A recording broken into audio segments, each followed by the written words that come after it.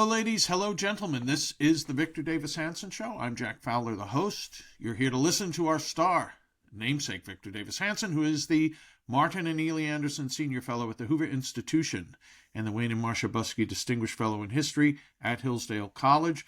Victor is a best-selling author, syndicated columnist, farmer, classicist, philologist. Classicist is one of the big focuses of today's episode. We're recording on Saturday, the 21st of December, and this particular episode will be up on New Year's Eve, which for most people, they know that's December 24th. We have a special guest with us for the beginning of today's episode, and that's Justin Shubow, who is the president of the National Civic Arts Society, and we're going to talk about him. Victor will ask him some questions. I might get in one or two also on making America beautiful again, and we'll get to that right after these important messages. We are back with the Victor Davis Hanson Show, and I would like again to introduce Justin Shubow, and he's going to turn on his camera magically because, folks, we are not only recording this for audio purposes, but we've begun to record video versions of this of these podcasts, and I think at the end of the show, Victor, I might tell people where they can find them. I had the great pleasure of meeting Justin earlier this year at the National Conservatism Conference, where he and some others were talking about civic and public architecture and beauty. And then he's also a very good friend of Sabin Howard, who, Victor, you remember you interviewed Yes. Sabin, who's the sculptor who designed the beautiful, striking, and I think game-changing World War I sculpture, the official memorial, now down in Washington, A Soldier's Journey, and more to come from Sabin, I hope, in the future. But, we found out Donald Trump also has great passion for these things, beauty, finding our heritage in sculpture, finding our heritage in public architecture. So as we approach the forthcoming 47th presidential administration, and I think Justin, who was an appointee of Donald Trump in the prior administration, he was on the U.S. Commission of Fine Arts. I think he might find himself again in important positions and doing important things to make America beautiful again. So, Justin, welcome to the Victor Davis Hanson Show. If you'd like to give us a little correction, if I need any correcting of your introduction, and a thing or two you might want to say, and then we're going to have about 20-25 minutes of discussion with you. Well, that was all great. I'm really appreciative of being here. Long time fan of Victor's work, and just a true honor. Justin, let me just get to the quick. You represent, I don't know if it's a restoration or a rediscovery of the classical traditions in Western art, and particularly in America. How did we go from the point, I don't know at what magic moment it was in the 20s, where we had people in Daniel French who did the Lincoln Memorial, or St. Gaudians who did the Sherman Monument. And then we had this takeover of postmodernism or impressionists or representational art in public statuary and modern art, etc. And then is it your feeling that you're champion, I'm just going to sculpture, we can talk, it applies to architecture, but the Sabin Howard or the Frederick Hart, what is it, a reaction or a restoration? Is that what you're envisioned for public statuary architecture? We would go back to the neoclassical mode that really, when you come to New York or Boston or San Francisco, people are always struck by neoclassical architecture and statuary, even though it's in the minority now. It's all from a prior generations. It's not being done except from that Frederick Hart school, at least in terms of sculpture and statuary, Sabine Howard, etc. Sure. So my organization believes that the greatest celebratory commemorative works are those done in the classical tradition. You look at the Lincoln Memorial, you look at the Jefferson Memorial, and my favorite overlooked memorial in DC is the Grant Memorial in front of the Capitol building. where you could really see both the heroism of the troops, but also the suffering and the tragedy. You mentioned the new National World War I Memorial. I think ever since the Vietnam Veterans Memorial, which is obviously modernist and minimalist, and there was an incredible controversy about it, and then ultimately realistic statues by Frederick Hart were added to satisfy the public. Maybe that kind of bleak modernism was appropriate for the Vietnam War, but it set a trend where we no longer build statues or memorials that evince heroism and valor. And in fact, I worked with the person behind the World War I Memorial to ensure that the competition for the design would require that the memorial have heroism and valor in it. And so, Was that a contentious struggle, or no, no, I mean, it was not controversial at all. Now, I mean, among ordinary people. yes? Now, there was, a mention of it in an architectural newspaper saying that the memorial glorifies war. I don't think that's true at all. If you look at it, it shows, yes, absolutely, the courage of the troops entering the crucible of battle, charging with their rifles and bayonets, and you can see the officer encouraging them. But then, yes, you do see death and destruction. There is what I would call a stylized broken cross, representing a kind of destruction within Western civilization. But the memorial does end with an actual victory parade with the troops flying, holding the flag. And for Sabin Howard, the sculptor, who he describes this as representing America on the ascendance on the world stage. It is a victory memorial, and I think, or I'm hoping that it will change the direction of American commemorative works. A bleak counterexample of the general trend among the artistic establishment is the United Flight 93 Memorial in Shanksville, Pennsylvania, where that plane went down. What the passengers did on that flight, storming the cockpit, is up there with Paul Revere's Ride. Ordinary citizens fighting back and saving a core building of government. Yet, that memorial contains nothing commemorating the heroism of the passengers. What is the status right now, if I could ask you, about the Eisenhower Memorial? So we launched and led a campaign to stop the proposed design for that memorial by Frank Gehry, so-called Starchitect, very, very flashy postmodernist architect. Originally, the sole statue in that memorial was going to be a life-size barefoot boy seated on a plank, kind of like a Tom Sawyer image, based on a speech Eisenhower gave, his first political speech called Dreams of a Barefoot Boy. But it was a matter of political hokum, as Eisenhower would later admit. And we started this fight.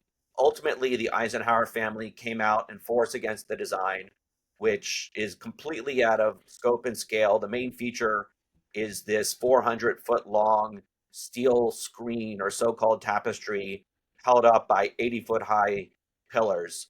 Now, Congress objected to the scheme so much that it upheld funding for 4 years. But alas, although we improved the design by forcing Gehry to remove two sections of it, each as big as a basketball court, two giant screens, and also got rid of the barefoot boy, the Eisenhower family essentially caved to pressure. And once that happened, Congress authorized the memorial and it got built. Is there But going to it, be any statuary at all of Eisenhower? well, it did open, and there are statues of Eisenhower as president and supreme Allied commander. Mhm. So that's better than him being a barefoot boy. But the main feature of the memorial, this so-called tapestry, it's supposed to depict Normandy Beach today at peacetime, but really it just looks like a bunch of scribble, and you have no idea what you're looking at. Justin, could you tell us your expectations for the Donald Trump's next administration, given especially what he did in his first term with various, I think there are about 5 or 6 executive orders related to art, beauty, sculpture, and I associate that also with the commission Victor was on, the 1776 Presidential Advisory Commission, which it also was an attempt to restore and reclaim America's heritage in some way, shape, or form. Anyway, what are your expectations for Donald Trump in his next term? Well, the first major cultural move that Trump made in his first term was issuing a revolutionary executive order that reoriented federal architecture from ugly modernism to beautiful classical and traditional design.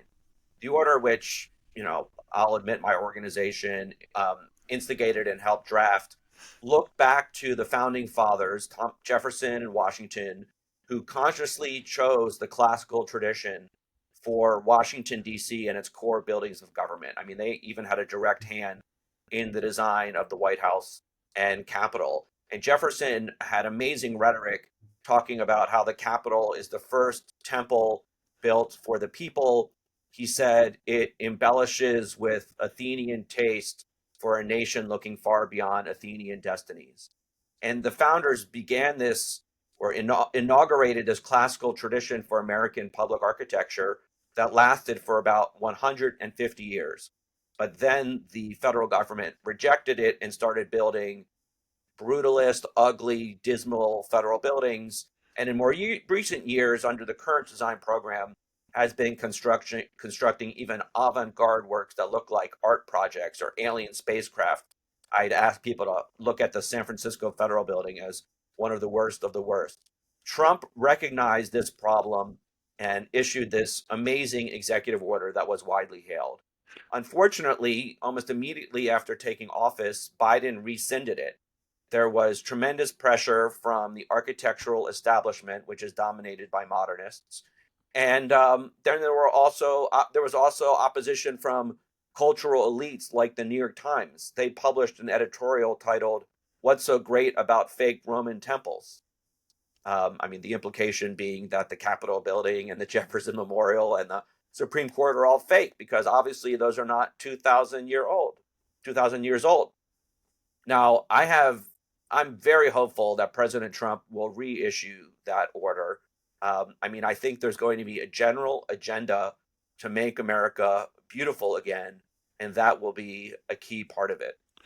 If you, Justin, if you were the head of the National Endowment for the Arts, given the budget and how can the National Endowment for the Arts affect this, or what could you do? Is it because it's largely grant making, isn't it? Well, the endowment, which has a budget of 210 million, is the largest funder of arts and arts education in the country. My vision for the NEA comes from Dana Gioia, the masterful Yes. poet and translator who ran it under George W. Bush. He said, "A great nation deserves great art." I think that the NEA needs to give grants to the most talented um, artists, musicians, choreographers, and so on to design or create pieces of art that redound to America's greatness. And one way I would like to do that would be to create an initiative to celebrate the grand tradition of American civic architecture that goes back to the founders. And so that's part of my vision. There's also incredible opportunity here given the semi-quincentennial, the 250th anniversary of the Declaration. I would love to see the NEA perhaps fund a design competition for a new monument or memorial. The NEA actually funded the competition for the Vietnam Veterans Memorial.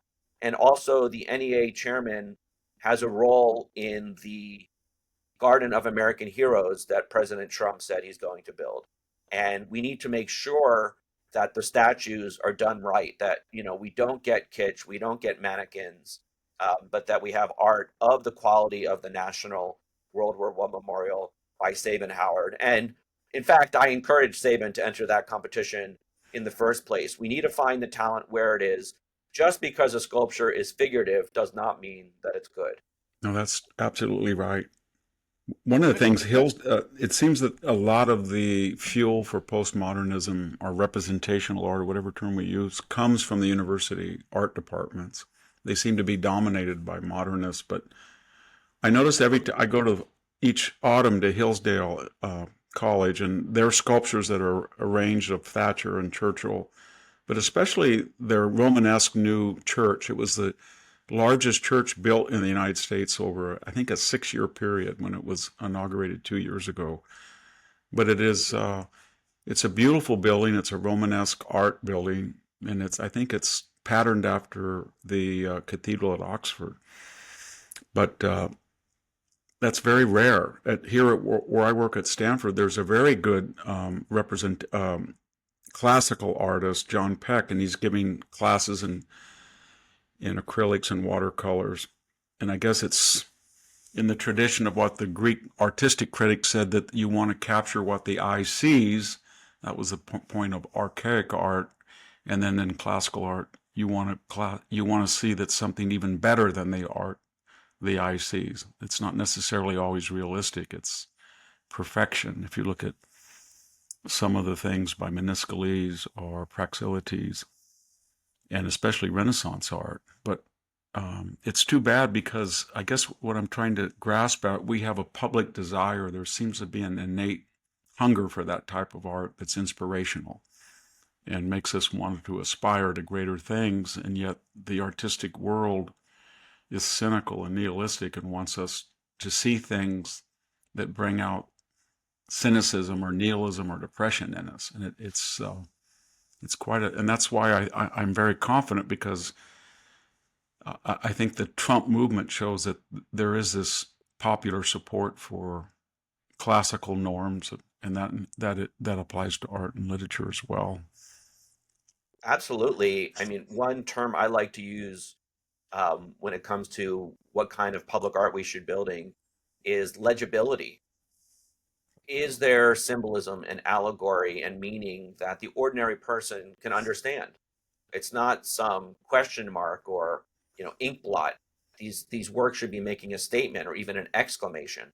And talented sculptors and artists can achieve that. If you're doing some kind of modernist, minimalist work, sometimes they're not trying to make a statement at all, or they're making a bleak statement. I mean, to give maybe a controversial example, I say, look at the memorial in New York City for September 11th. These two giant black holes in the ground, literally water going down the drain. To me, that's an image of looking into the abyss.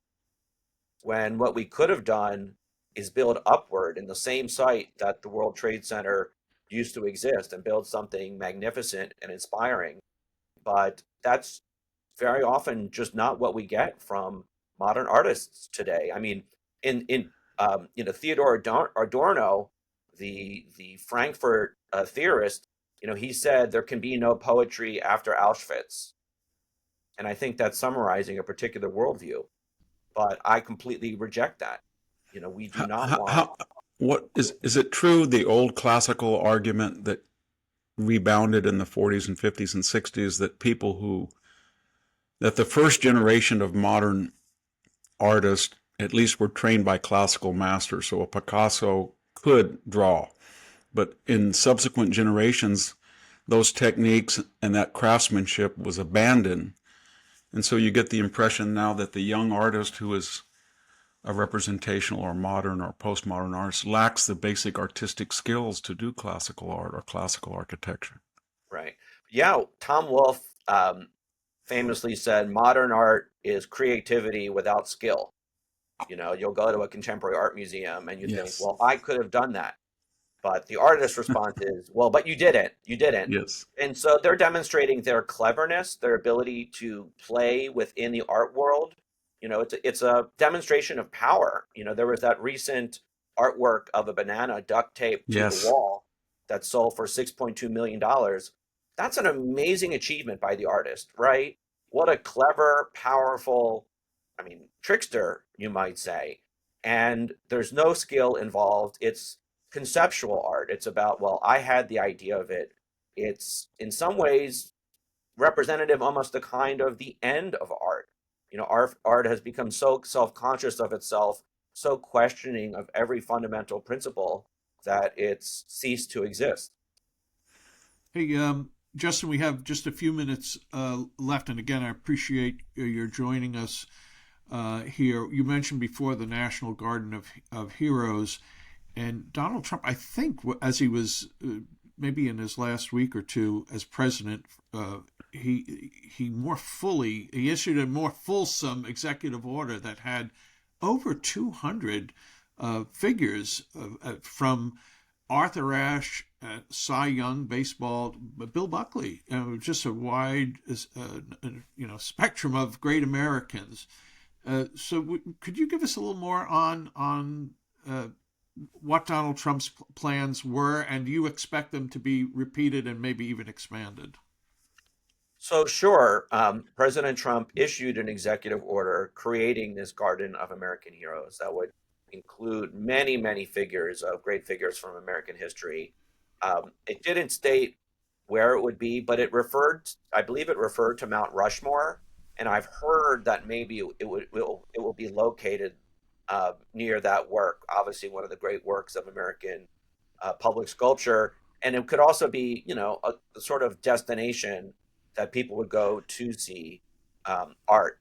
Um, I mean, I have high hopes for the garden.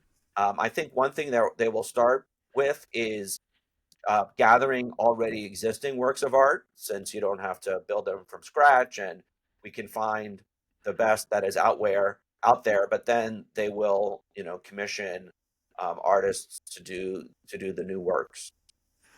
What, just a final question. During that frenzied period of iconoclasm when we were destroying and toppling statues, say from 2019 to 2024, not that it has ceased completely, but, and I know that some of them, maybe there's the difference between Nathan Bedford Forrest, the founder of the Ku Klux Klan, and somebody like James Longstreet, who after the war worked hard for, he was an abolitionist essentially, but he was kind of a tragic figure. But that was all lost in that frenzy. Some of the works that were destroyed and replaced were not just Southern generals. Where are all of those? And is there any? Some of them were removed. I think there was one at the Natural Museum, the Museum of Natural History in New York. What happened to them, and where are they? And are they ever going to come back? Well, the one you just mentioned at the Natural History Museum was a statue of Theodore Roosevelt. Mm-hmm. I think he was accompanied by, he was on a horse accompanied by a black man and a Native American. So, it offended various people. That, I believe, was moved to North Dakota, Okay. even though it was, artistically a great achievement. I mean, another example, this one's really outrageous, is the New York City Council removed a statue of Thomas Jefferson. Talk about iconoclasm at its worst. So, I think that obviously, people went too far under certain circumstances. It is interesting to talk about Theodore Roosevelt. He was actually extremely interested in art and architecture.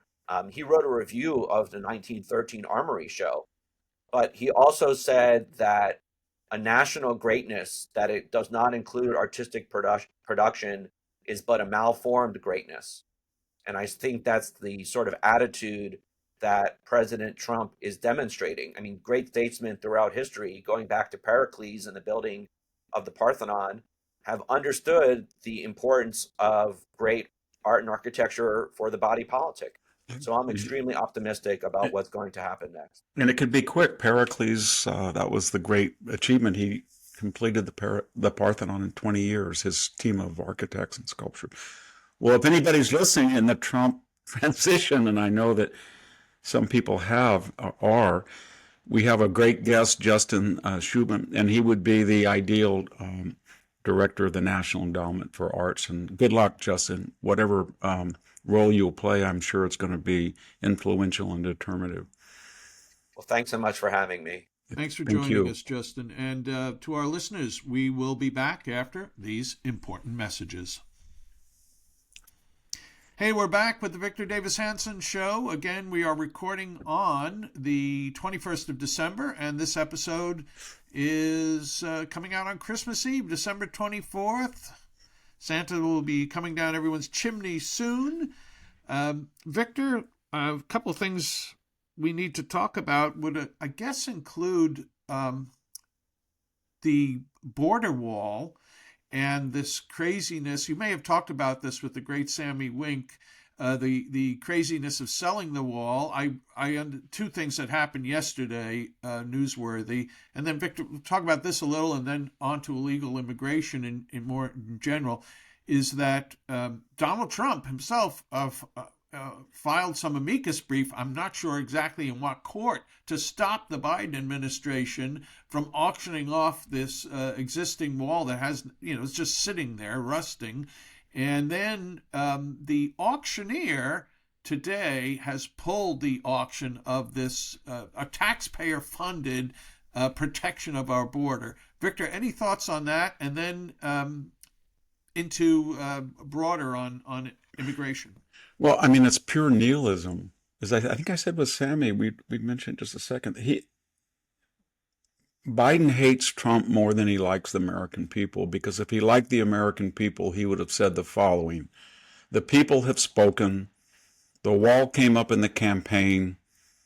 Even my vice president, Kamala Harris, supported it. She did not oppose it during her 100-day metamorphoses. And by the way, Jack, where is she now?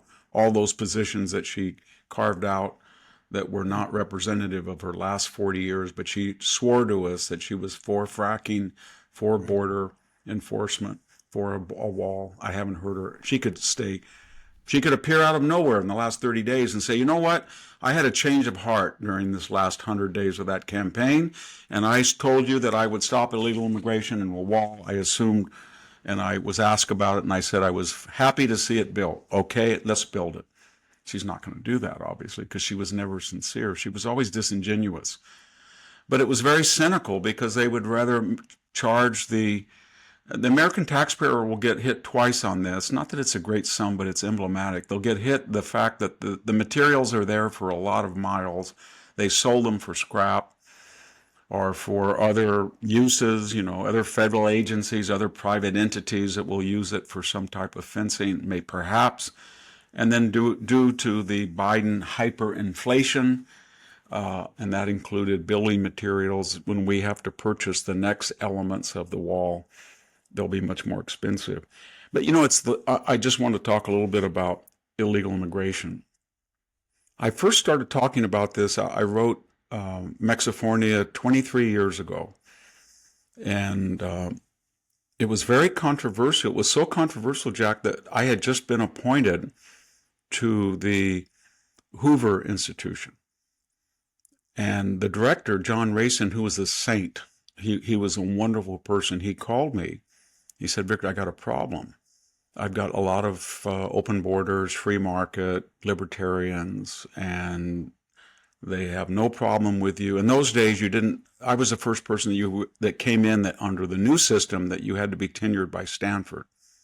But in that transitional period, the old system of a unanimous vote was assumed for senior fellows. Okay. And he said, there's a lot of otherwise conservative, moderate, some left, but they don't like what you wrote. So I got to wait 6 months. And that shows you how controversial it was, because it wasn't just the left. It was the corporate right who wanted cheap labor, and the libertarian philosophers who thought that, borders was a federal regulation and get rid of it. That being said, the attitude of the left right now is they said it could cost $1 trillion to deport people. It's too expensive. And think of that logic, everyone. That logic is if you say, well, when a highway patrolman is going down the road and he sees somebody swerving around, it's very expensive to pull the guy over, give him a breath test, arrest him, have somebody come out and confiscate the car, take him in, book him, then have a trial, then maybe a jury, and da. It's much cheaper just to let him go. And then that's economical. That's the attitude of the left. Well, yes, we let in 12 million people, and yes, there's crime, and yes, that they tax Social Security, and people have suggested it may be $1 trillion in labor and capital for now what would be 30 million plus illegal immigrants. But the cost to rectify what they did is what they're arguing, and therefore we shouldn't follow the law because basically they're saying, well, we were weaving all over the road. It's too expensive at this late date to put us in, to punish us. But we can do it very quickly. There were three things that Trump did. He repaired 500 miles plus, and then he built 30 or 40 with a trajectory, and you couldn't fortify all of it, but it's a 2,000-mile wall, and he will do it in a year. The second thing is he will bring back the demand that you apply for refugee status before you come here. You just don't come over here and say, you know what, I'm here and I'm illegal. By the way, I look back at my situation, I think I'm a refugee. No, you go to an embassy or a consulate and you make the argument, and then you're adjudicated before you come. You don't come illegally. The third was catch and release. We're going to catch you, but you have rights of anybody else, and we don't know whether it's illegal, that you came illegally or not, so we'll give you a court date. 1.5 million people have not showed up that already have they've already been adjudicated, they have quasi-deportation. So if he did those three things, stop, catch and release, refugee status back in your native country, finish the wall. The other thing he could do is he could stop the tax-free remittances, and there's 63 billion that go to Mexico, and there's 60 that go to Central America. And he slaps a 30% tax. You're talking 18, 20 billion dollars. It would more than pay for the wall. And you could just say, we don't care what the status is of anybody who use Western Union or online banking. Anything electronically that goes to Mexico or Central America, until the immigration problem is solved, will be taxed at 20 or 30%. And then he can threaten tariffs as well, as he did last time. Because Mexico knows what it is doing. It sees this as a deliberate policy. It's the Frederick Jackson Turner safety valve. We're going to let all these people go so they don't march on Mexico City for redress of grievances. People in Chiapas, Michoacan, Oaxaca. We get the money. It's a greater revenue stream than oil or tourism. We have to have it. We want, as Obrador said, we've had 40 million expatriates. It's a beautiful thing. The third thing is, and I think they're really going to hit this, if you look at the 14th Amendment, it does not say flat out, unequivocally, that anybody born on the soil of the United States is a citizen. It says anybody born on the soil who is not subject to the laws of a different entity, basically. And so when you're coming here as foreign parents, you are subject as a citizen of Mexico or Russia to those laws. If you look at the 27, I think it is, European countries, 17 of them just say, no way. These are liberal left wing that we all admire on the left.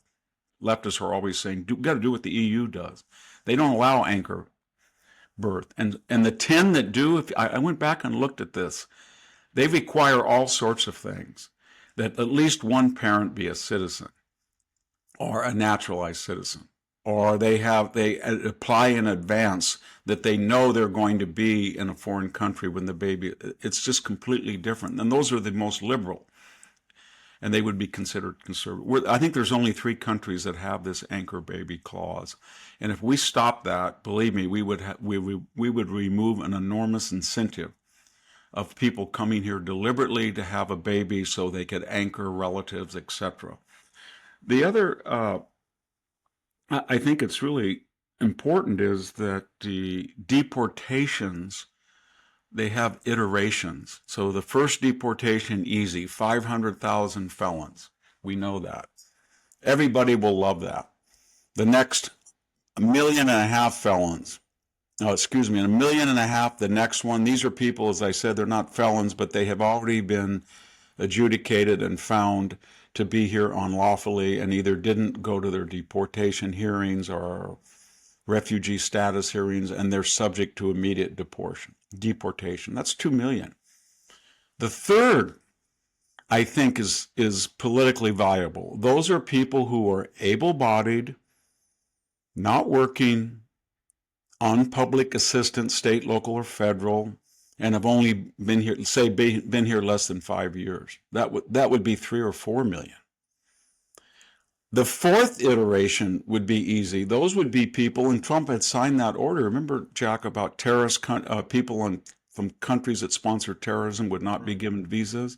Right. So if you could just say, we don't want people right now coming from Russia, from Somalia, from Sudan, from Iraq, from Iran, from Venezuela. You can get 20 countries that sponsor terrorism, or mainland China, and those, we could say, we don't want you coming, and if you're here illegally from those countries, you're subject to immediate deportation. Then we get into the territory of, well, what if they have been here 5 years? And what if they are working? And what if they are not on public assistance? Then I think you could say, then we can offer you a green card, not citizenship, a green card. And I think you would have a lot of public support. Why do I believe that? Because in the past, illegal immigration and the efforts to stop it were opposed by the La Raza, identity politics, DEI woke group.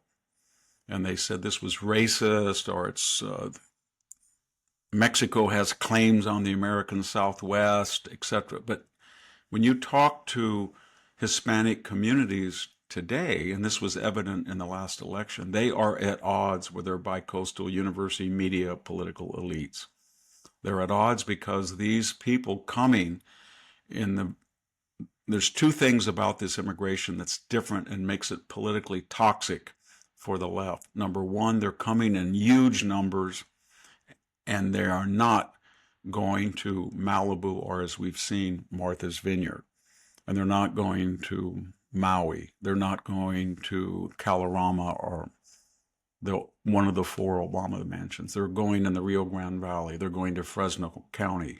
They're going to inner city Chicago. They're going where you are, Queens, Bronx, Manhattan. And these groups are traditionally left-wing groups, and they are angry that their activist leadership promotes this in the abstract, and they suffer in the concrete.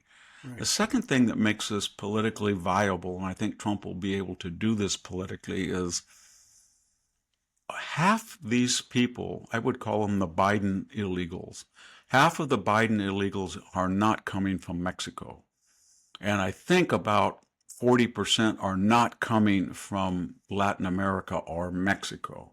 So somebody who's in the Rio Grande Valley, and he's a representative or state legislator, he can say, these people are overwhelming, and they're from China, they're from Syria, they're from Angola. We have no vested in it. We, the expatriate community, don't want this. And these constituents don't have a lot of expatriate communities.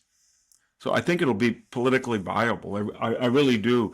The other thing they can do very quickly is, and they've talked about this, I think it's a federal law already for 5 or 10 years. If they can Trump can just announce tomorrow with an executive order, and then he can reify it with congressional legislation. He can just say, if anybody is detained here who entered the United States and resided illegally, you will not be given a green card from now on for 20 years.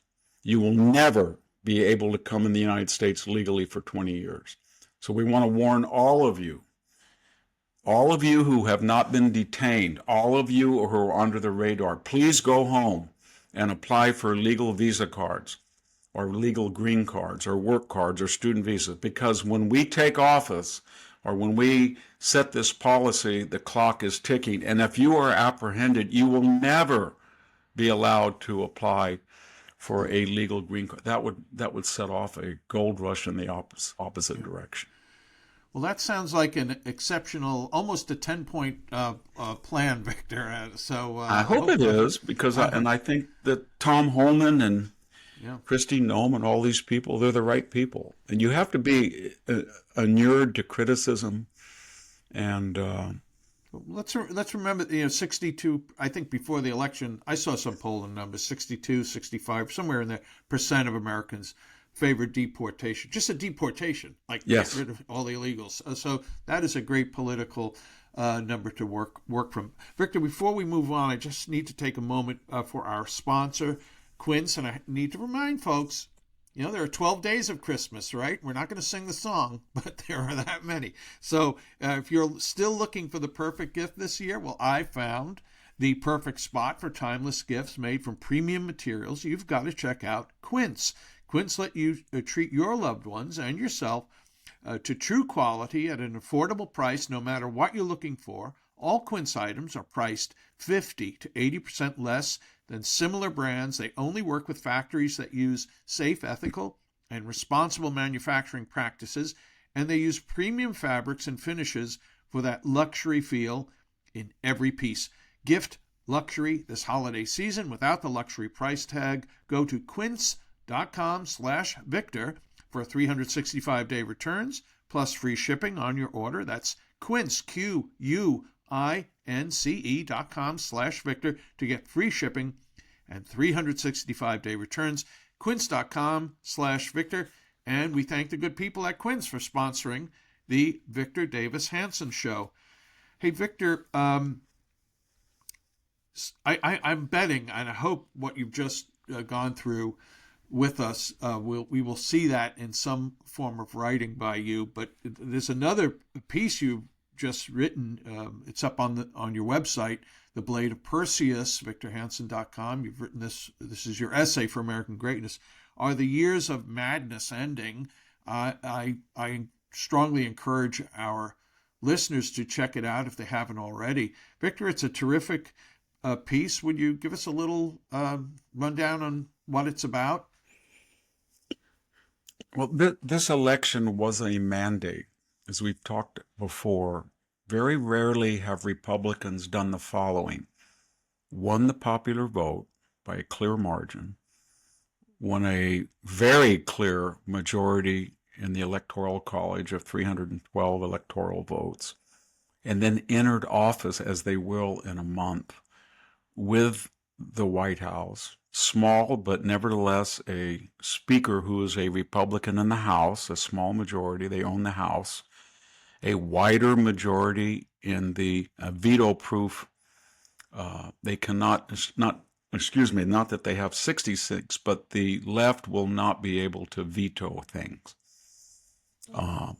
They won't be able to do it. There is a 53 Republican senators, and they control the Supreme Court. They have all, and then the third leg of this trifecta: popular vote, Electoral College, all the branches of government, and every issue that Donald Trump ran on. Close the border, fund the police, develop energy, deter our enemies, worry about people in East Palestine or the people suffering in the Carolinas and Georgia, rather than giving $1 billion, as we did this week, to Ecuador. All of those have 60 to 65%. And so I'm very happy. That was what part of the article was. That gives you the political wherewithal to stop the madness. But as we just talked with Justin, this was a cultural revolution that we witnessed for the last 5-6 years. It started in opposition to Trump. So Trump is waging a counter-revolution, and it's got to be cultural, economic, and what Justin talks about in the realms of art or literature. It has to be 360 degrees, because that's what happened. We woke up, and I'll define the madness. You know it better than I do. We woke up one day, and it just hit us like this. I hit it so much I knocked off my hat.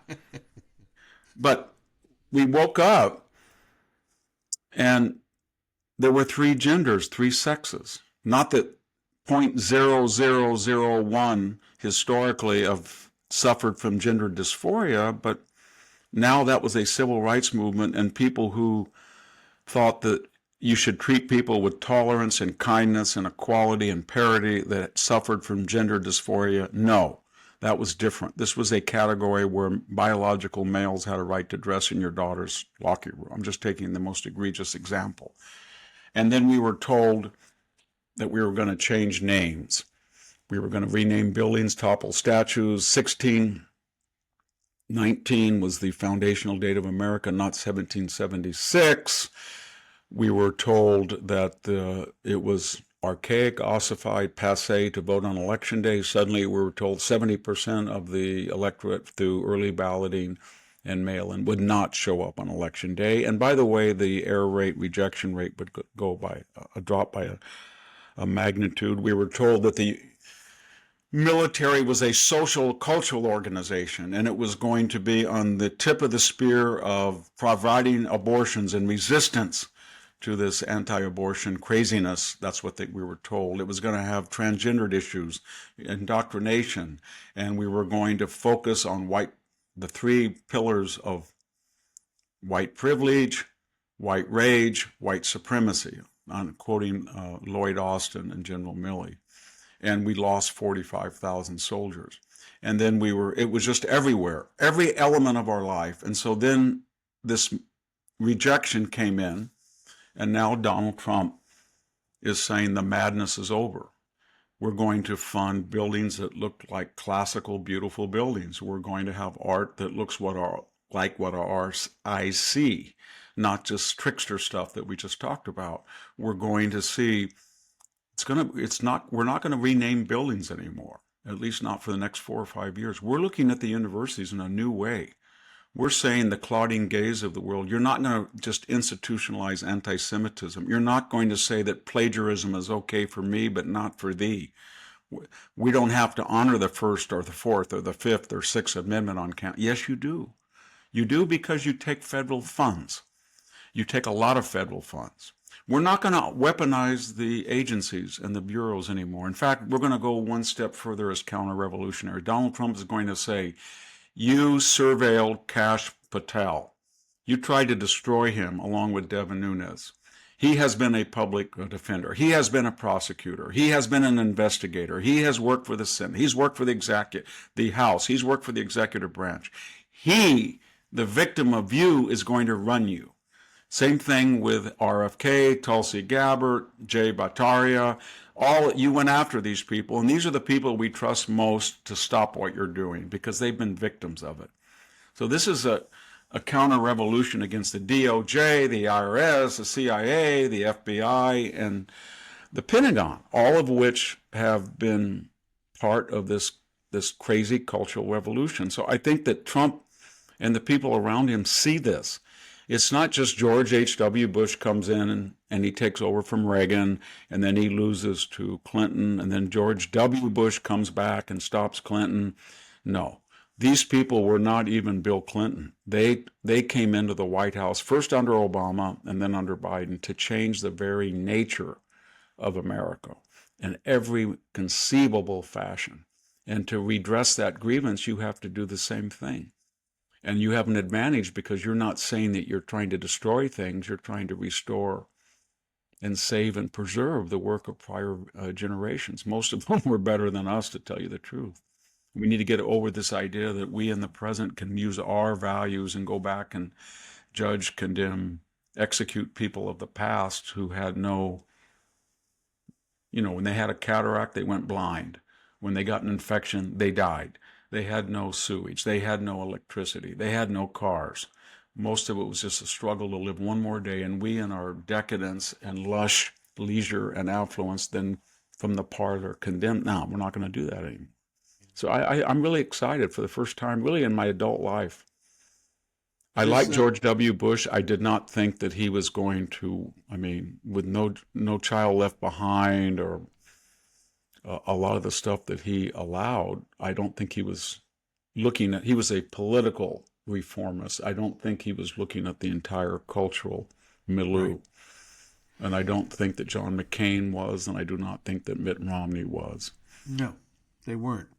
Victor, I mentioned that this article can be found on your website, The Blade of Perseus. The address there is victorhanson.com. I want to recommend to our listeners that they check it out regularly. And if you go there, you will find these essays. Victor writes for American Greatness, his weekly syndicated columns, the archives of these podcasts, links to Victor's various books, best-selling books, and his other appearances on other podcasts.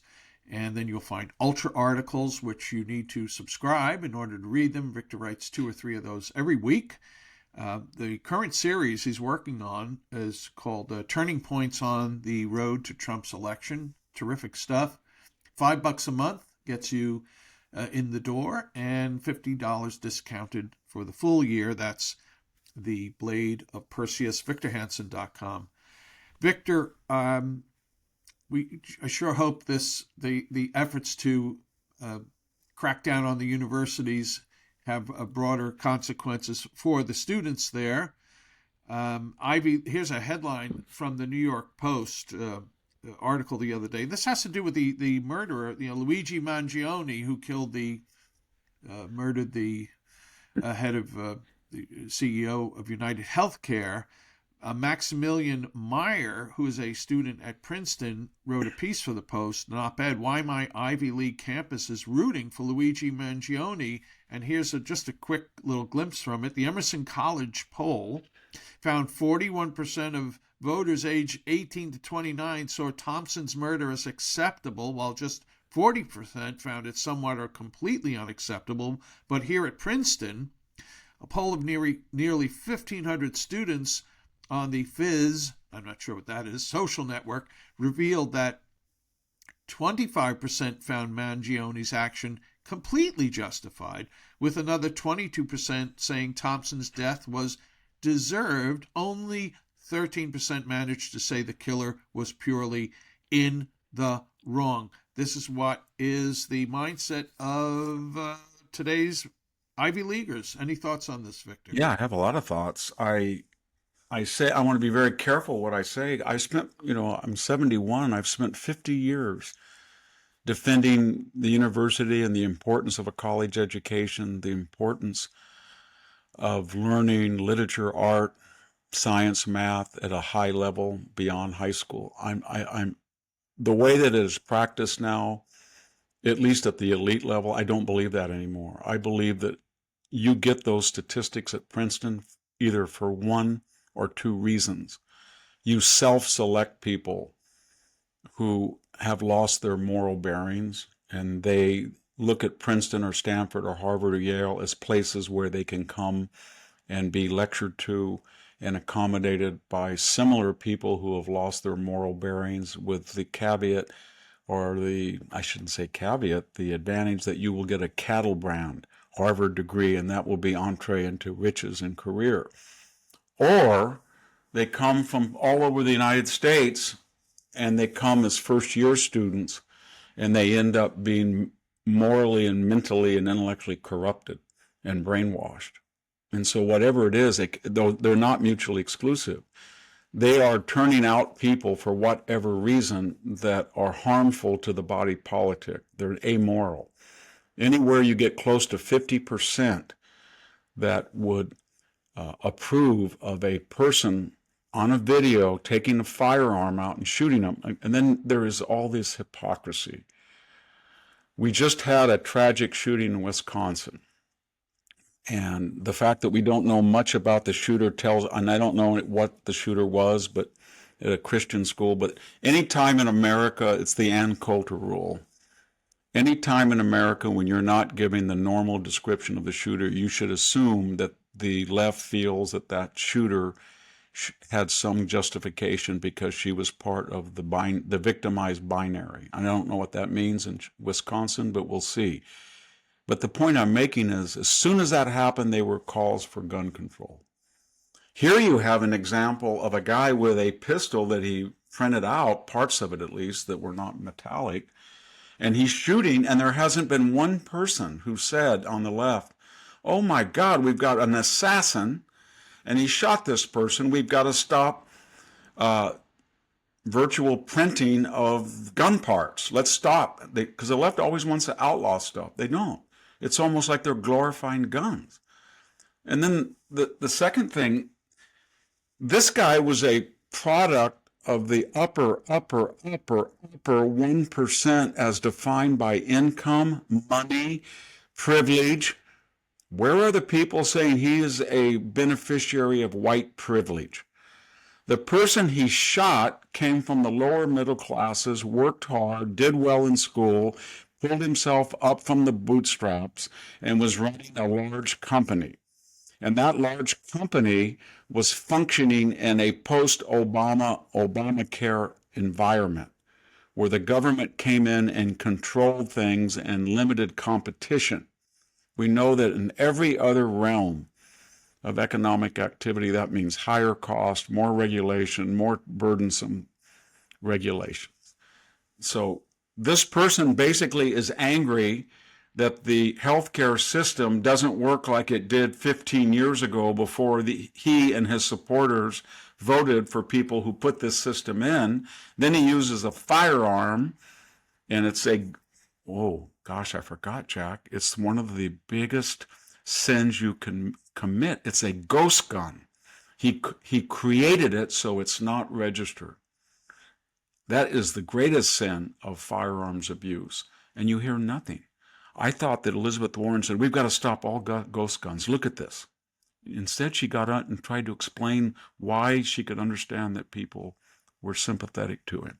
So, rich kid, the real headline is, rich spoiled brat who has no real source of support for 4 or 5 years, bounces around from, Frisco to Hawaii, surfs, gets a surfing injury, blames his problems on other people. I was watching, when I was listening to this, is it Jimmy Jones, the guy on Fox that lost his legs in Afghanistan? Yeah.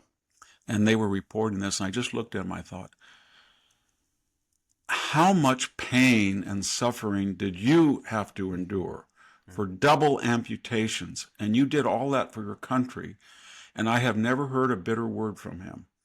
Never. And yet the left is now trying to tell us that because this person had an operation that didn't go well on his back, and he was frustrated with the healthcare system, or they didn't understand him, or he wanted to shoot somebody. The other thing is, and this is not conspiratorial thinking, do you really believe that this guy, we're talking about support for him, I don't believe that he just happened to walk out and a few seconds later he sees this person. He must have had somebody who told him where this person was staying, when he was coming out, or somebody who was out there trying to be lookout. My point is, it's representational of all of the support that he has. And I was shocked to see young people cheer this guy on. It was really disturbing. We had a little bit of that with Ted Kaczynski and the Unabomber. But this was just egregious. This was outright mafia-style murder. Shot him in the back. Executed him. And then people are cheering that on in the university. And who would want... So you're now a Silicon Valley's employer at Amazon, Google, Apple, and you look at all this support and you think, wow, these campuses have almost 50% either strongly or somewhat favorably are inclined to this type of activity. Do I really want them here in my building? Because at some point they might consider me a capitalist insect. Yeah. And go out and get their raid can and spray me or shoot me. This is what philanthropists' dollars have rendered. This is what they've grown at these petri dishes. So, hey, Victor, I want to ask you about another topic. It has to do with Bibi Netanyahu, but first, we need to say something about our friends at besthotgrill.com. And everyone knows that football's back, so's tailgating. And whether it's Friday Night Lights, Saturday College, or Pro Sundays, Solaire tailgate infrared grills. They set up fast, heat up quickly, only 3 minutes, to searing hot temperatures, just like the big backyard. Solaire's, a Solaire grill, will make you the master of the tailgater with the juiciest, most flavorful food in the parking lot. And the fast grilling times leave you more time to enjoy the pregame festivities. They also cool down fast so that you won't miss a minute of the game. The USA-made Solaire, anywhere, everywhere, and all about infrared grills are portable and perfect for any grilling on the go. From picnics to camping, RVs to boating, but especially tailgating. Amaze your tailgating friends with the great food you grill with your Solaire infrared grill. Learn more about these fantastic grills and about Solaire's try before you buy demo rental program at besthotgrill.com. That's besthotgrill.com, besthotgrill.com, and we thank the good people from Solaire for sponsoring the Victor Davis Hanson Show.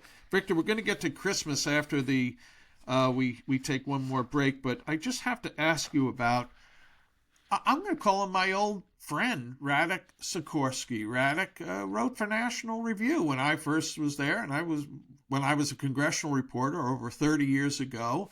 Radek is Polish extraction and English, not extraction, he's Polish and also part English. But he moved on from being a journalist to a leading Polish politician. He's the foreign minister now, and he had been once before, by the way. Here's the headline. Under my old friends of Foreign Service of Poland. Poland says it will arrest Bibi if Israel PM attends Auschwitz liberation anniversary. What the F has happened to, of all places, Poland is going to arrest the president of the prime minister of Israel? These people are cracked. They're not that cracked. They're nasty. Anyway. Well, 75% of Jewry that was destroyed in World War II, not that it was the Poles' fault. They suffered 2 million fatalities. But it would seem that people who were in control of the government in Poland would be at least cognizant. Right. That they have a special obligation as custodians of the death camps and the memorialization of what happened on their soil, that they wouldn't try to do that to an elected prime minister, president of Israel, who was visiting not to discuss military strategic issues, but to commemorate the people who died at Auschwitz. So then the question then comes, what do you do about it? Well, we're not a participant in an international criminal court, and either is Israel. So they're not subject in the greater sphere to their jurisdictions. But supposedly Poland doesn't have to do this, but they are exercising, as is Trudeau, saying we are a member, so if whoever we condemn as a war criminal, we, the members of the international, we're all going to, criminal court, we're all going to enforce it. Donald Trump, I wouldn't, if I were the Polish government, I would be very scared right now, because they are on the front lines of a Russian-Ukrainian war. They are staunch allies of the United States, and they are members of NATO, and they depend on American largesse, weapons, and readiness. And if they are going to threaten to indict, jail, hold, whatever, our closest ally, Prime Minister of Israel, then I think Donald Trump will react to that. I really do. He will just say, and it could be any type of reaction. He can say, I don't want to have anybody, you know what? If you don't want the prime minister who's trying to save his country as it's attacked by Hezbollah, Hamas, the Houthis, and Iran, 500 projectiles from Iran, 10,000 missiles sent in from Hezbollah, 7,000 sent in from Hamas, another 500 from the Houthis.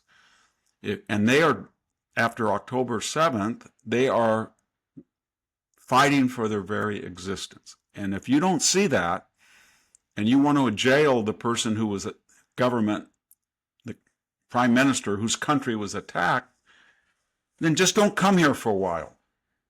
And I think Trump will do that. I think he will say to the Polish government, if you really persist on that, and you're threatening to arrest an Israeli official, the highest official, an elected official, and Americans' closest allies, we don't want to see you. Just think about it. And that would be the lightest objection.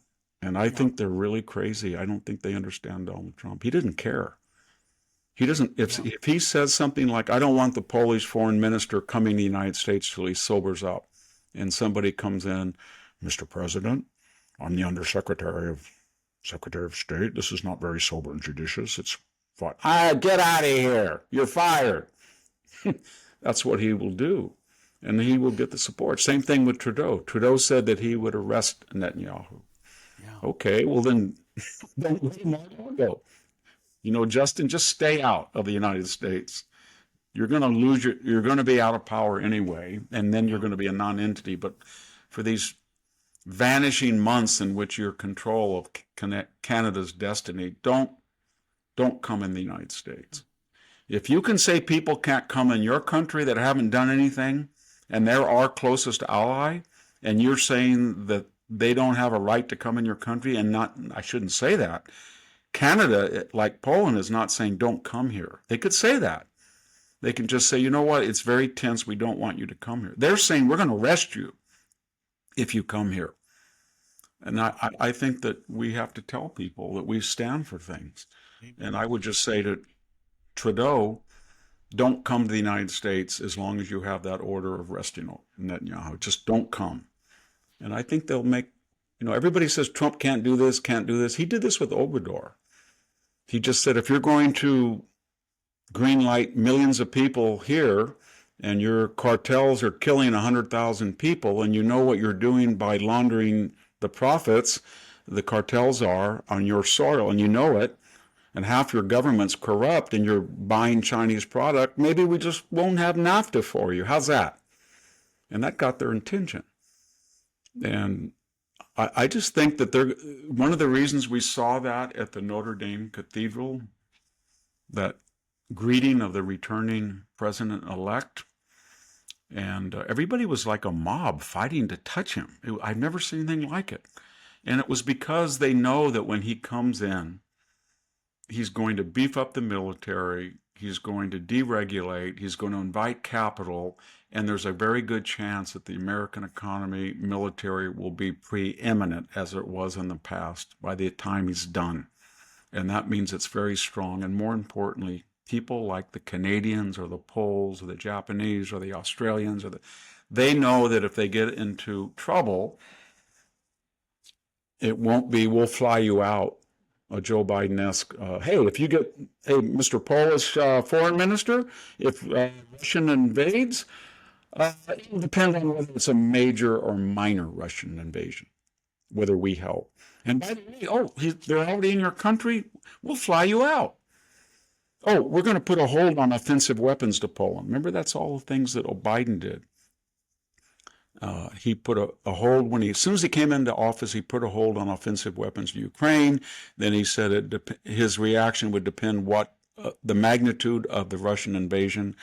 And then right during the period when they were trying to decapitate Kiev, he offered to fly Zelensky out. Maybe we should have that attitude toward Poland and see if he prefers that type of government. Victor for Secretary of State. That's my vote. Folks, we'll be back with... I would object because I'm a fan of Marco Rubio. I really am. I agree. Especially the MAGA Marco Rubio, Yeah. He has been the most effective elected senator on these, along with Tom Cotton on China. And you know what I mean? Yeah, he's not unthinking. He just, we're going to put tariffs on. He's been very precise in saying we've got a problem with their economy and we've got to be very smart how we finesse this. But they are enemies. Yeah, and they're trying to destroy like us. Someone that will call out our actual enemies. And I would. I should have included him. I would not press Marco Rubio once he's Secretary of State. I think he's going to tell the Polish foreign minister, and he's going to tell the Canadian foreign minister, if you think you're going to arrest or threaten to arrest the elected Prime Minister of Israel, given he's done more for Western civilization in 1 year against the fight against terrorism than you people have done in your entire lives. You should thank Mr. Netanyahu. Without him, Lebanon would be doomed for eternity. Hezbollah was growing. The Hassids were massacring people every day. And the Houthis were completely in control of the Red Sea. And Iran we'll see, but Iran was the funder and the creator of all of this anti-Western, anti-American, anti-Israeli bias. And he alone almost stopped all of it. And yet you're going to put him in jail? I think Rubio will tell him that. Yeah. Okay, well, I withdraw that nomination, Victor, and we will come back with your take on your favorite Christmas movie when we return from these final important messages. We are back with the Victor Davis Hanson Show. Merry Christmas coming. Santa's coming. Reindeer are up on the roof already. On your new roof, Victor. I hope on your roof the reindeer aren't walking on. Do you have some solar panels up on some of them? We don't want any damage there. So, Victor, just our listeners love your thoughts on your favorite military movies and all your favorite books, what you like to read, etc. So, do you have a favorite Christmas movie? Well, you mentioned to me before you liked Battleground. I do. That was a mine. Yeah, 1949, I think, wasn't it? William Wellman movie. William Wellman was a great director. He did a lot of great um, films. And I think one of my favorite was that mid-50s, The High and the Mighty with Robert Stack and John Wayne. They're flying that DC-4 across Hawaii and they have that explosion. And then yeah. they tell John Wayne he's the retiring pilot and he's trying to mentor Robert Stack, who's the technician. He's a great pilot, but he doesn't have the old backbone. So They made the comedy Airplane based off of that too. I don't know if they did. Maybe they did, but Robert Yeah. Stack they have the navigator and he keeps coming in. The wind is this way and the weight is this way and we're not going to make it. And then we have the wind's changed. We're going to make it. The whole time John Wayne's calm. Robert Stack's trying to grab the wheel. We got to ditch. And he said, if we ditch in the water, we're going to go. We're going to go. Wow. And so then it's just incredible movie. And they land and then they say to the I think his name is Roman, his last name in the movie. And they say, Mr. Roman, we had 30 gallons of gas left. And he starts to walk away and he whistles all the time when he's happy and he whistles. And then Robert Stack goes, there goes that old pelican. And it's a great movie. William Wellman was a great director. He did Battleground, but that's not my favorite. Well, but yeah, can I just say Battleground is not a Christmas movie. It's about Bastogne, which happens at Christmas. But anyway, yes, it had what was good about that movie. There was a movie with Henry Fonda. Remember the Battle of the Bulge? Yes. I thought that was it was attempted to tell a story better than Battleground was the first real post-World War II movie where that was realistic. They showed people getting scared and arguing. I think one guy abandons his position. They have Ricardo Montalban as the Latino guy. He's pretty good in that. And he's never seen snow before and he's freaked out. Right. He gets killed in that. They almost all get killed in that movie, as I remember. Yeah. But I still like It's a Wonderful Life by Frank Capra. Yeah. Partly I like it because of the actors and actresses in that. Not just Jimmy Stewart, but I always liked Donna Reed. She was really good. She died very young. It was tragic. She died, I think, in her early 60s of pancreatic cancer. Yeah. But I grew up on the Donna Reed show. Oh, great show. And then one of my favorite actors he was the addled uncle in that loses the money, Tommy Mitchell.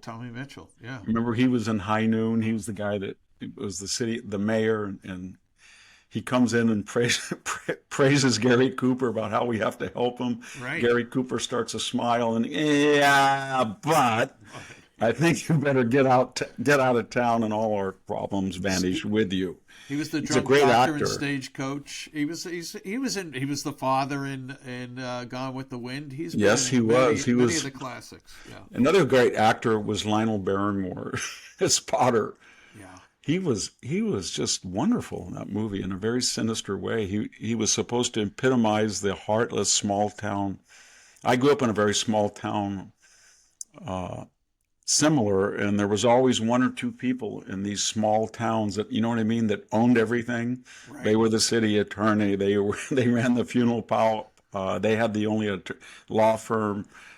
All of downtown they owned, and that was Potter in A Wonderful Life. So it was a great movie, and Frank Capra. He was faulted for being happy endings and rosy versions of America, but he was actually He was a great director. I was just thinking, though, that was the golden period. And I was looking down here. I just looked at this.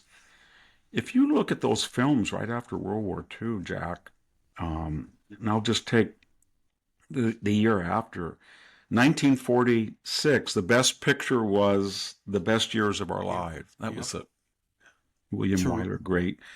Then they had the same year, The Razor's Edge. That was a great book. And then The Yearling. Remember The Yearling? Oh, great sure, movie. with Gregory Peck and yes, and Mrs. that Reagan. was the year of It's a Wonderful Life. It didn't win the Academy Awards. And then Duel in the Sun, Caesar and Cleopatra. I like that movie. But my point is, this is a list of all the movies that were considered. And even if you go back into the last year of the war, or the last 2 years of a war, and I was thinking maybe of, 1943. I'll just pick it. Right. And Casablanca, 1942. Casablanca, Best Picture of the Year. And in that year, right during the war, they had all of these great books. The Talk of the Town, that was a great movie too. And Mrs. Minerva was Mrs. also Miniver, there. yeah. The Pride of the Yankees. Yankees. Remember that with Gary Teresa Cooper? Wright. Gary? Yeah.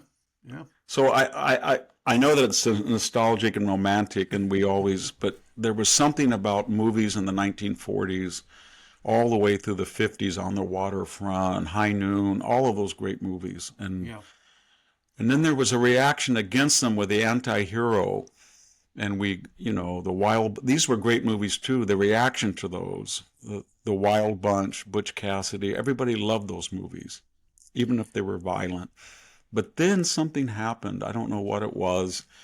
It got a little bit the reaction to the reaction, or they were away from the exemplar and they'd forgotten how to make a good movie. And now it's just ruined, but it's just Soviet. They're not even movies. They're just Sovietization. Every time you go to a Hollywood movie, if it's a drama, crime, there's going to be a evil white guy with tattoos, and he's going to be missing some teeth. He's going to have some crosses tattooed on his chest or back. He's going to have a Russian or South African accent. And you know that the hero will be a black woman or a gay guy. And if it's a drama, just a everyday drama, it's going to be like in New York. It's going to be a bunch of neurotic young people who are unmarried, no children, psychodramatic, under meds, and they're going to inflate some little triviality in their lives about why they didn't get a raise, or this person had sex with somebody who was not kind afterwards. And it's just going to bore you because it's going to be saturated with little themes about abortion and gay marriage, all that stuff. It's not ars gratia artis anymore, not art for the sake of art. It's art for the sake of politics. Well, this is and why it ruins creativity. And I think one good thing I've noticed, I've been talking to people in the publishing industry, and my wonderful literary agent over the years, Glenn Hartley and Lynn Chu, and others, just people who write me, and reading, and you get the impression that the woke list that came in, especially after George Floyd, that era is over. And the same thing with MSNBC and the Joy Reid. She's taking a big pay cut, supposedly, as did Rachel Maddow. Not enough, but some. But you get the impression that the readership for woke literature and the viewership for woke news, and then Disney is just, I don't know what's happening to Disney. They cannot make a movie, a contemporary movie. They either have to take an old cartoon and remake it and not deviate from it. But once they deviate and put in the woke value system, nobody wants to see it. Nobody. It was like the Soviet Union in the 50s. I don't want to see another movie about the class struggle and how brilliant Stalin was. And that's what they've done to art, and that's what we were talking about with buildings and sculptures. Yeah. With we've talked about it before. I mean, thank God for Turner Classic Movies that we can see so many of these great films that you mentioned. By the way, Victor, we have to close out, but you mentioned, Joy Reid and Rachel Maddow taking pay cuts. She took a pay cut from $30 million to $25 million. But I saw some article that said Joy Reid is making $3 million. And so why is $3 million there to a tell? racial... Well, $3 million for her, to tell what 600,000 people is what she's got, or 500, that they are racist and horrible that white they're... people. That's what she does every night. But And how come she's not accusing? She's on every night. Rachel Maddow's on like what, once a week? one night a night, week, 30. and You know what's she really makes 10 funny times about the this? salary. Yeah. When they had the $16 million settlement with ABC, Yeah. they were outraged at ABC. All these people said, "This is terrible. They didn't back up George. They settled." Well, George Stephanopoulos got a $20 million renewal of his contract. Yeah. And they said for $16 million we could have hired 30 more people that are losing their jobs. 40 more people. Well, how about Rachel Maddow? She's getting $25 million for one night a week. That's double what ABC paid out. Right. That is, and they don't say a word about that. It's the funniest thing in the world. Well, it's warped. Well, they don't know who their friends are and who their enemies are. But their enemies, if you're a working stiff at the network news, your enemies are people like Rachel Maddow and George Stephanopoulos, because you're left wing and you believe in equity and parity, and these people are making, I don't know, thousands of times more than you are. Staggering. And they're mediocre. And you can justify a George Stephanopoulos or a Rachel Maddow or a Joy Reid on two grounds. Either they're so brilliant, they're like that old guy, remember him, for old liberal? I really liked him for, was he NBC or CBS, Eric Severide? Oh, he was, I forget what he was on. He was that generation with... He was CBS, yeah. Yeah, CBS, Edward R. Murrow and Walter cronkite and those guys that, Howard K. Smith, yeah. Yeah, Howard K. Smith, Huntley Brinkley. Yeah. Harry Reasoner. Yeah, they were the guys that went on B-17s in World War II on missions and stuff. They were great people. And Eric Severide had always those convoluted analyses of the Vietnam War. He was like an intellectual. Right. And my grandfather, I would be down here in grammar school or working on the farm, and he'd say, "It's getting dark. We've got to go inside and hear that man Severide. He'll straighten things out for us." I would be picking up walnuts, or I'd be in the tractor, and I'd go into my grandfather's. He said, "Now, boys, don't be quiet. The news, they'll bring Severide on, and he'll clear up all the stuff about that damn Vietnam War." He didn't like, excuse me for the language, he didn't like Vietnam, of course. Nobody did at that stage. But the point I'm making is that those guys, if they were old liberals, but they were somewhat empirical, and they were much better educated than Stephanopoulos or Joy Reid or Rachel Maddow, the Rhodes Scholar. Well, Victor, let's head off into the sunset. I just want to refer to your It's a Wonderful Life and Frank Capra, and remember that he also, as a great patriot, he was the producer of Why We Fight, the great documentary. They treated him very badly. Remember when he said, "These people are communist, and communism's killed millions of people, and I'm not going to lie that this person's not a communist," during the so-called McCarthy. And then when they gave him that lifetime award, for On the Waterfront, did he do On the Waterfront? That was Kazan. I'm thinking of him, not Capra. Elie Kazan. He was a great director too. He was. Oh my gosh. I get him confused because was Capra's Italian, wasn't he? Yes, he was. Yes, he was. And Kazan was he was an Asia Minor Greek. He was Greek, yeah. Yeah, and when they gave Kazan that award, do you remember all those actors turned their back on him? Half of them sat. He was. I remember Ed Harris. I was watching him at that. He turned around and wouldn't even look. Now, he was a great director on the Waterfront, Kazan, and then Capra was a great director too. Yeah. Well, Capra did It's a Wonderful Life. Kazan did one of the great anti-communist movies, Man on a Tightrope. I know you can find it on YouTube somewhere. But hey, anyway, Victor, you've been terrific. I want to thank the folks who rate this show. on Apple, and 0 to 5 stars. And again, practically everyone's giving you 5 stars. Some people leave comments here and there, and a lot of them leave comments on your website, The Blade of Perseus. Here's one from Greg Afuso, who writes, quote, "Rally round the flag, down with the traitor and up with the stars." I think he's quoting from those are the lyrics of our old theme song, the Battle Cry of Freedom.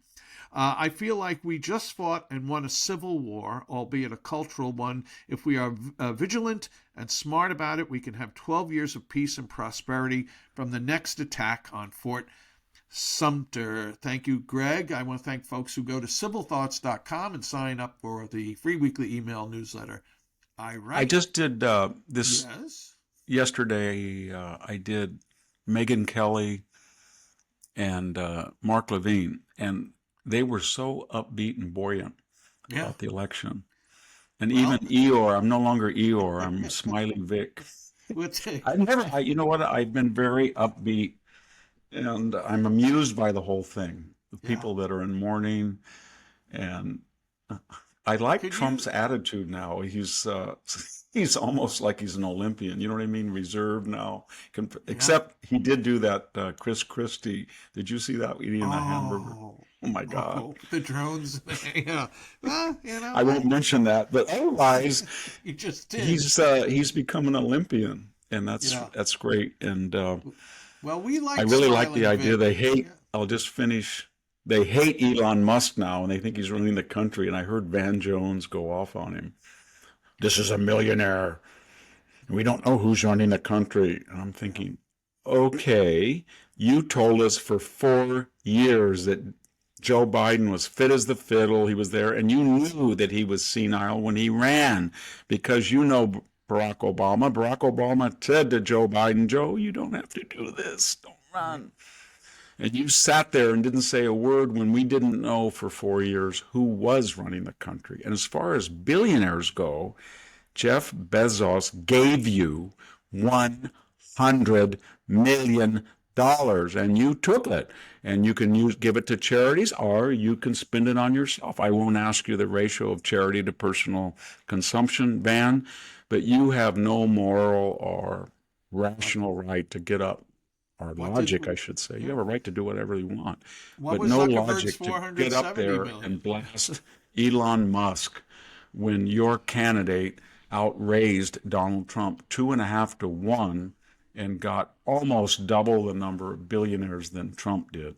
Right. And 250 million, what Elon put on his own money and hired people to get out the vote, was not what Mark Zuckerberg did in 2020 when he spent $419 million to absorb the work of the registrars with mail-in, with his own employees.